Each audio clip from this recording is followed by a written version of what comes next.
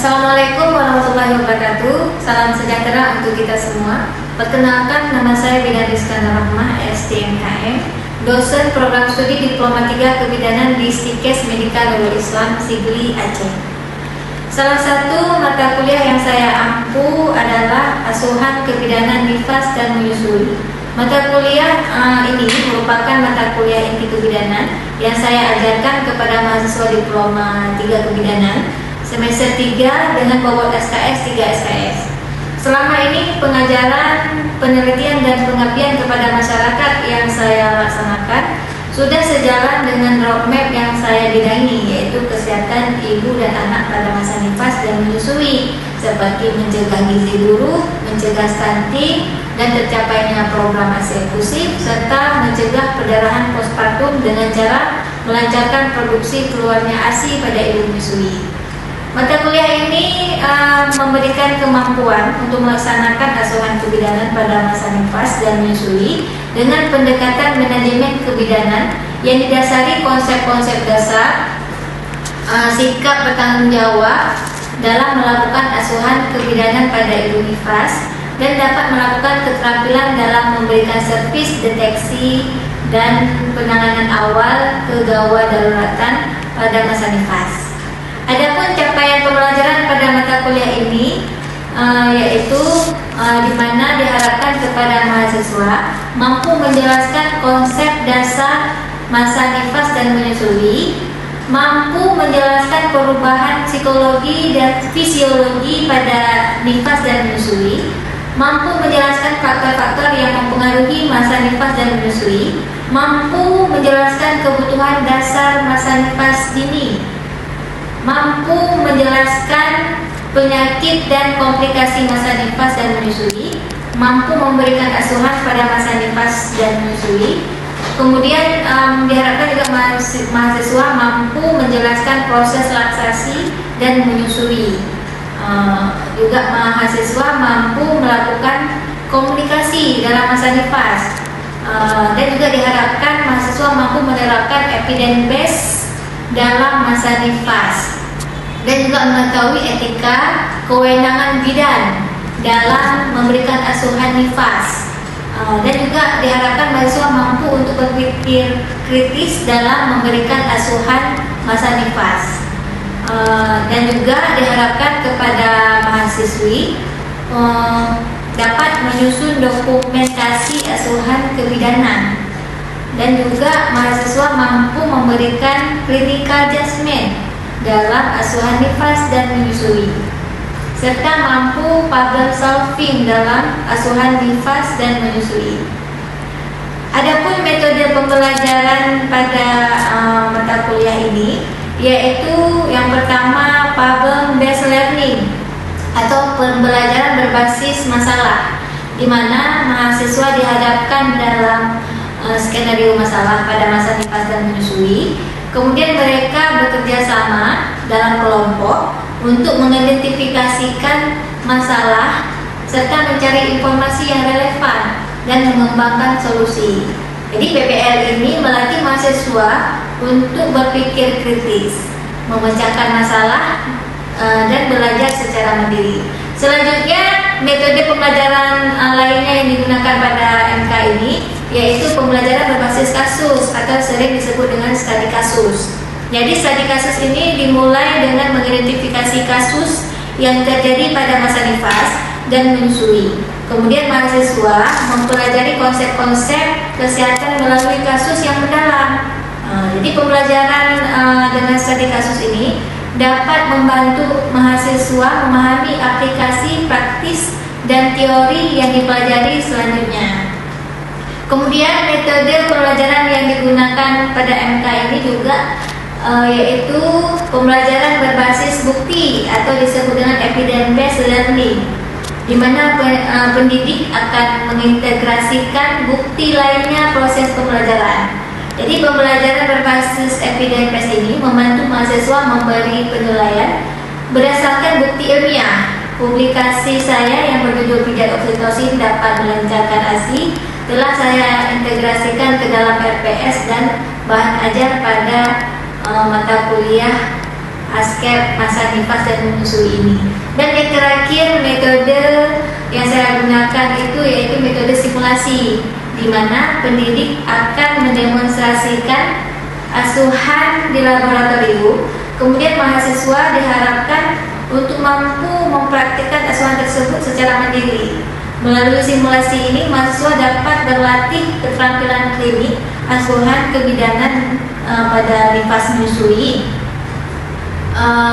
Adapun penilaian mahasiswa yang saya terapkan bersifat subjektif, di mana pada awal perkuliahan biasanya saya membuat kontrak perkuliahan yang saya sepakati dengan mahasiswa agar mahasiswa mendapatkan nilai yang memuaskan.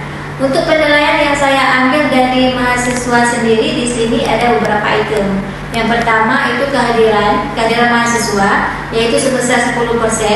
Kemudian yang kedua yaitu partisipasi atau keaktifan mahasiswa di kelas, itu saya ambil sebesar 15%. Kemudian penugasan, baik itu tugas mandiri maupun tugas kelompok, itu sebesar 15%. Ujian tingkat semester itu 30% dan ujian akhir semester 30%. Berikut adalah salah satu video proses pembelajaran belajar mengajar yang saya laksanakan di kelas. Assalamualaikum warahmatullahi wabarakatuh. Waalaikumsalam warahmatullahi wabarakatuh. Apa kabar hari ini? Baik. Oke, sebelum mulai perkuliahan kita absen dulu ya. Adila Rohana, Adila Tirmani, Nana Tulami, Putri Salsabila, Tinggi Araidana, Putri Intan Dimara, Nurhana, Nurul Asyifa, Oke, sebelum kita mulai perkuliahan kita, ya, saya akan mereview sedikit tentang materi sebelumnya. Kira-kira di sini ada yang bisa mengulangi tentang materi yang sebelumnya? Ya, yang ulangi. Saya akan mereview sedikit tentang tanda-tanda bayi inkubasi. Yang pertama, frekuensi bayi bawah dirinya ekonomi, yaitu menang bayi sehari dengan rutin ruang ini atau lebih muda. Yang selanjutnya, frekuensi BAB. Setelah beberapa hari, bayi akan BAB secara kabur minimal 2 kali sehari dengan fetus berwarna merah dan teksturnya lembut. Peningkatan BB, bayi akan mengalami peningkatan berat badan yang sehat sesuai dengan usianya. Kemudian, perilaku setelah menyusu, bayi akan terlihat puas, tenang, dan terkadang langsung tertidur puas setelah menyusu. Selanjutnya, bayi melepaskan payudaranya secara tersendiri, yaitu bayi akan melepaskan payudara ibu dengan sendirinya setelah merasa kenyang. Selanjutnya, payudara ibu terasa kosong dan berhenti setelah bayi selesai menyusu. Yang terakhir, bayi terlihat menelatasi, yaitu ibu dapat mendengar suara bayi menelatasi dan melihat gerakan belakang bayi saat menyusu. Oke, itu tentang bayi inkubasi ya. Tadi sudah dibacakan oleh teman kita dan Dr. Agni tentang tanda-tanda kalau bayinya itu inkubasi. Jadi berkaitan dengan nanti sebelum kita melakukan materi selanjutnya. Ya. Jadi kemarin ada banyak ya pembahasan kemarin, ada yang bisa mengulangi lagi yang lain tentang materi sebelumnya. Sebelumnya, laktasi adalah proses produksi dan produk kelepasan ASI ataupun melepaskan air susu ibu dari jaringan susu di payudara yang terjadi pada ibu menyusui. Laktasi terjadi karena adanya barang-barang hormon prolaktin dan oksitosin saat bayi menyusui, menstimulasi produksi prolaktin dan dari resapan bayi merangsang hormon oksitosin untuk mengeluarkan ASI dari usus atau alveolus mamalia. Jadi Putri Dimara berusaha menjelaskan proses keluarnya air susu ya. Jadi singkatnya dijelaskan tadi, sebelum kita masuk ke materi tentang penulis saat menyusui, kita harus tahu dulu bagaimana proses laktasi itu. Jadi tadi kalau kita sudah menjelaskan laktasi itu merupakan proses keluarnya ASI. Keluarnya ASI itu dipengaruhi oleh hormon apa tadi? Prolaktin sama oksitosin. Kalau prolaktin itu dihasilkan melalui resapan bayi sehingga produksi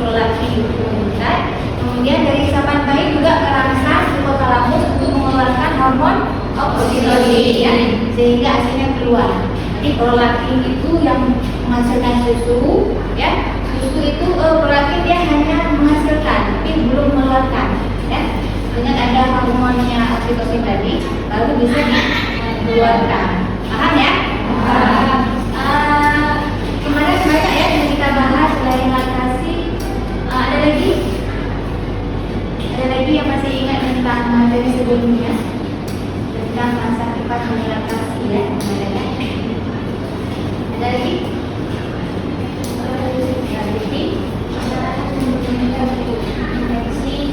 Masalah pada ASI seperti tempat pada badan.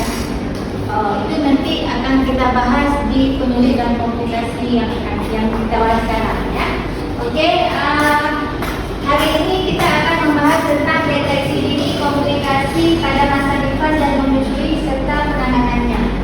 Ya, di sini bisa kita lihat ya.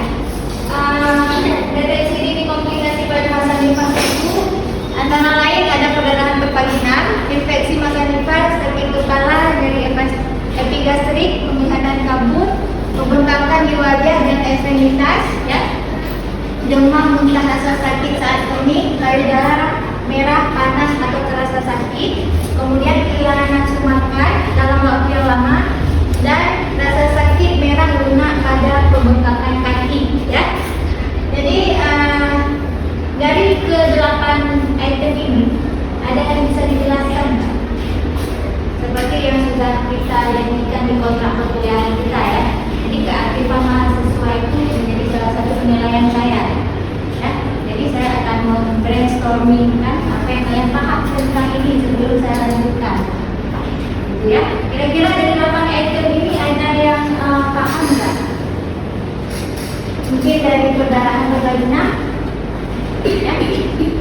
Pernah dengar tentang perdarahan bervaginal? Apa itu perdarahan bervaginal ini? Keluarnya dari sekitar jadi katakan perdarahan itu berapa cc? Jadi dari 200 cc. Itu 200 cc itu berarti masih normal kan? Kemudian yang lain yang sering terjadi pada ibu menyusui, kira-kira yang mana? Kalau darah jadi merah, panas dan nyeri ya. Kita lihat lagi. Nah, pertama akan kita bahas tentang perdarahan postpartum ya. Perdarahan postpartum adalah perdarahan lebih dari 500 cc dalam masa 24 jam setelah melahirkan. Nah, jadi benar ya kata Pipi tadi ya, lebih dari 200. Tapi lebih tepatnya perdarahan postpartum dikatakan perdarahan postpartum apabila darahnya lebih dari 500 cc. Ya. Kemudian menurut waktu terjadinya perdarahan itu dibagi menjadi dua. Ada perdarahan postpartum primer yang terjadi dalam 24 jam setelah lahir ya. Contohnya misalnya atonioperi ya, nanti juga akan kita bahas ya. Atonioperi itu terjadi 24 jam setelah hari lahir. Nah, itu perdarahan primer ya.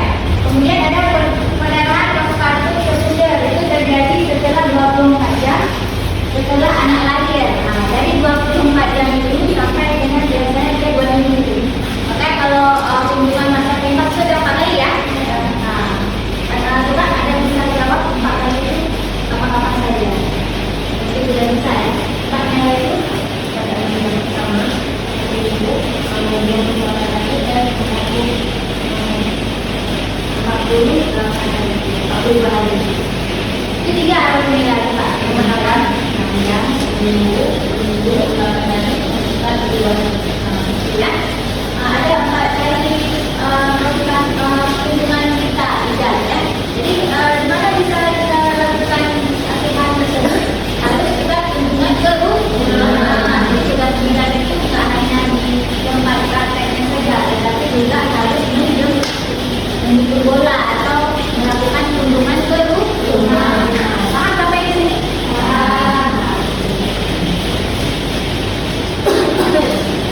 Kemudian dalam kenyataan tidak mudah memperkirakan jumlah perdarahan dalam persalinan. Estimasi jumlah perdarahan hanya mengandalkan peristiwa semata. Ya. Jadi kalau misalnya pengalaman saya dulu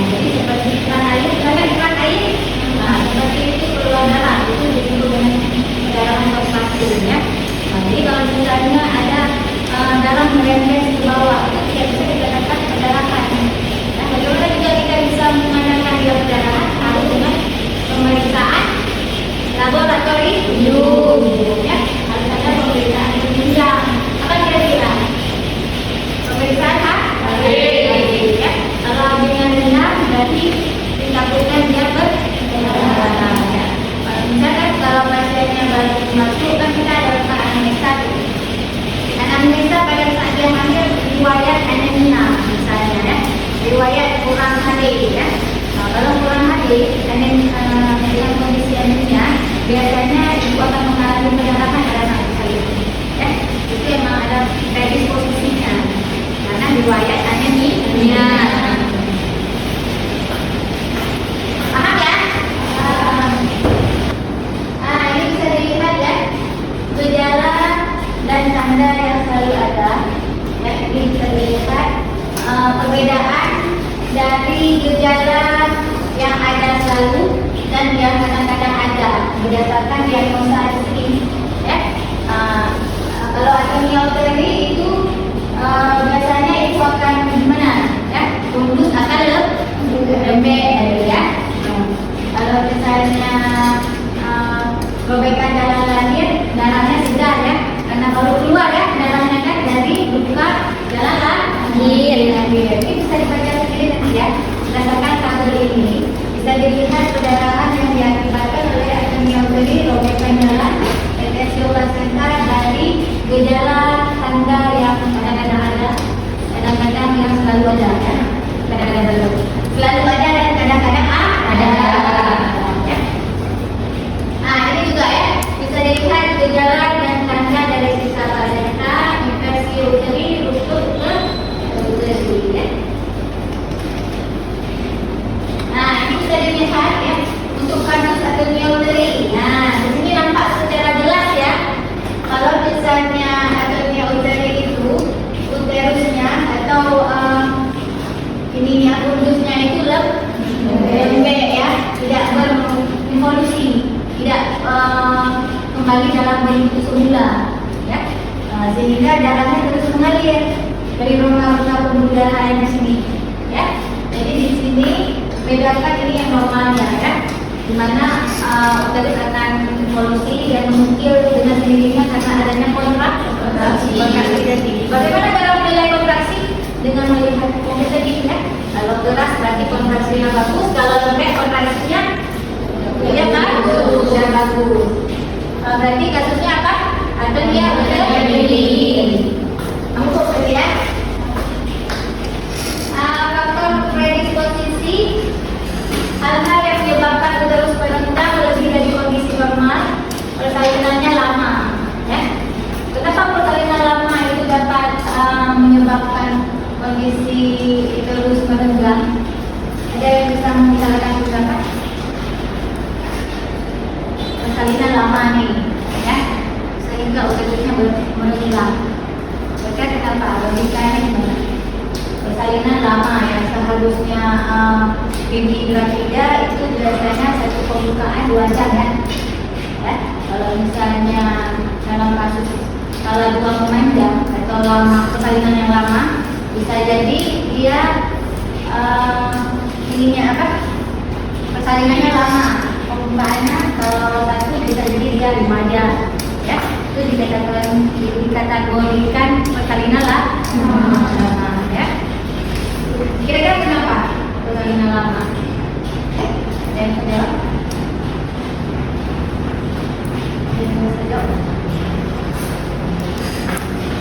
Persalinan lama, kira-kira kenapa? Uterusnya dapat merangkak. Kan tadi karena dia persalinan lama, ibunya kan mengejar terus nih, terus, ya, sehingga menekan bagian uterus melebar, ya. Dia kan seperti his tapi pembukaannya nggak ada, sehingga menekan, ya, sehingga uterusnya akan mengalami berenggang, ya. Kalau misalnya nanti bayinya udah lahir, dia susah untuk evolusinya, paham, ya, untuk evolusi uterus, makanya dia akan mengalami anemia uteri, paham, ya. Kemudian persalinan dengan induksi atau akselerasi oksitosin, ya. Oksitosin ini kan dia sifatnya memaksa, ya, memaksa. Misalnya pada saat kita suntik oksitosin, pembukaannya datangnya dia nggak membuka, tapi dipaksa untuk kepala yang turun dan dipaksa membuka, sehingga terjadilah laserasi atau kerenggangan ya. Karena dia tekan tadi sama kayak persalinan lama. Kalau masalah itu persalinan lama. Kalau persalinan lama tadi itu kan karena ibu kan. Kalau masalah oksitosin karena paksaan dari obat tadi ya, sehingga uterusnya merenggang, pembukanya tidak membuka. Pada saat bayinya lahir maka akan mengalami anemia uterus lebih. Paham? Syarilah? Oke, kemudian paritas tinggi ya. Paritas tahu paritas ya? Siapa tahu paritas ya? Jumlah jumlah anak ya. Kalau misalnya paritas tinggi itu bisa dikatakan lebih dari 5 itu udah brain ya. Kalau memiliki para lebih enggak? Lebih dari 2 berarti ya. Yang lebih dari 2 lebih dari 3 ya. 3 semua ya. Oke, paritas tinggi itu kira-kira kenapa? Sampai utarakan pendapat tadi sudah saya merenggang karena his ya, merenggang karena tekanan dari obat oksitosin ya. Ini merenggang karena paritas tinggi. Istilahnya balon yang udah ditiup ya, balon yang udah ditiup. Pernah lihat balon? Balon udah ditiup beberapa kali. Dia bisa bentuk ketat kayak semula nggak? Bakalan kayak semacam longgar gitu ya, nggak elastis lagi ya. Itu contohnya ya, sehingga uterusnya itu nggak bisa menutup pembuluh darah tadi ya. Makanya terjadilah anemia uterus ya. Kemudian kelainan uterus ya, kelainan uterus itu bisa jadi karena ada mioma uteri tadi ya. Itu ada sering ya kita lihat ibu hamil dengan miom. Biasanya kalau tapi jarang karena miom itu dapat menghambat masuknya sperma sehingga terjadi infertilitas ya, susah punya anak ya. Kalau kondisinya mioma biasanya ya.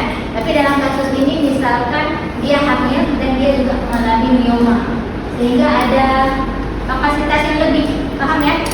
Gak ada baby, gak ada mioma lagi yang besar, sehingga ada tekanan dari mioma, tekanan dari baby, dan uterusnya merenggang. Oke, ini bisa dilihat ya manajemen dari manajemen dari anemia uteri tadi ya.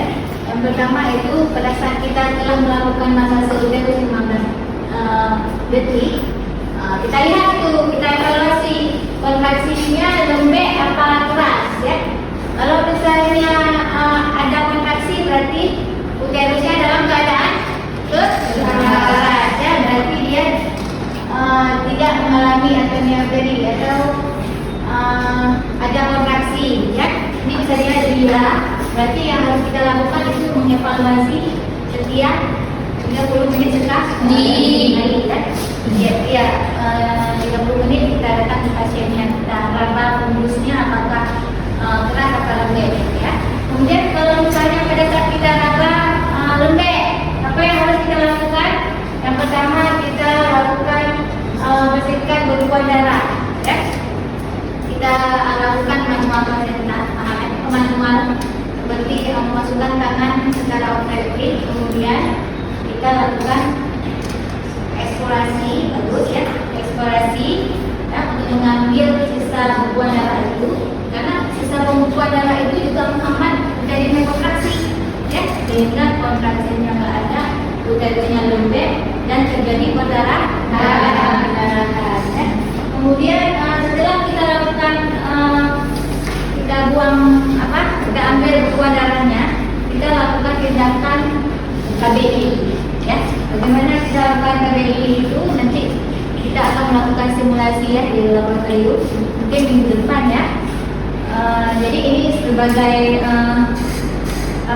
gambaran saja ya. Untuk KBI itu ini bisa dilihat nanti KBI.